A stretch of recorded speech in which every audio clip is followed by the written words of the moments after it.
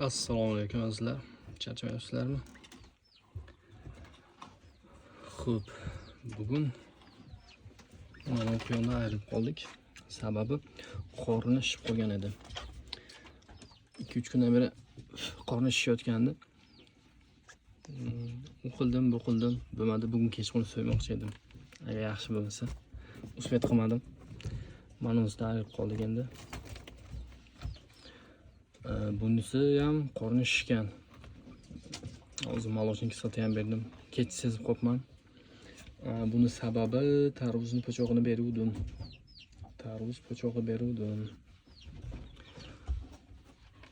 O'zi bularga ovqatini po'choq bermaslikka harakat qilardim.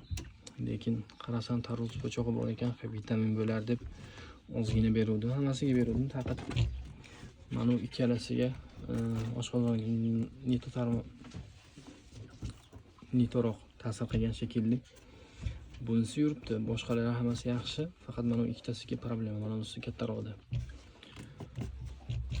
Xo'p. Quyon ko'p tug'gani bilan pateriya ham bo'lib turadi. Buni yangi boshlayotganlar hech nima ko'ngli cho'kmasin. O'zimizda ham bu hali holvasi. Ertalab turasiz. Kechqurun hamma quyonlar yugurib yuribdi, ovqat yeyapti. 10 ta, 20 tadir.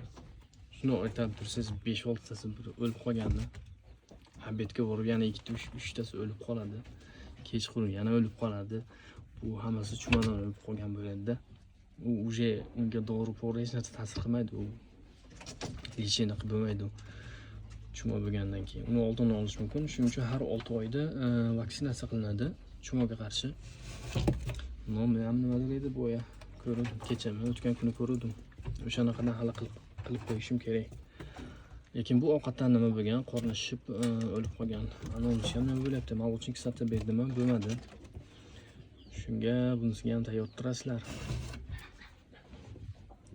Har doim emas, lekin ora-ora bo'lib turadi. Menimcha bular nimadan bo'lsa kerak, kim broiler boqqan bo'lsa, 2 martami, 40 kun ichida 3 martami nima qilinadi-yu, dori beriladi. Slabilari, oshqozon nitolari sirazu chiqib ketadi. Ular bekorga ovqat yemasdan o'lib qolishadi. Bu ham xuddi shunday bo'lib qoldi.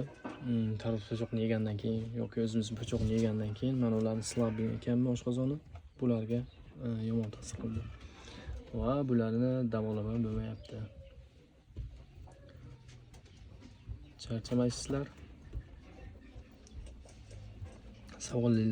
Savollar bo'lsa, bemalol kommentariyaga berishingiz mumkin. Qo'ldan kelgancha javob beraman.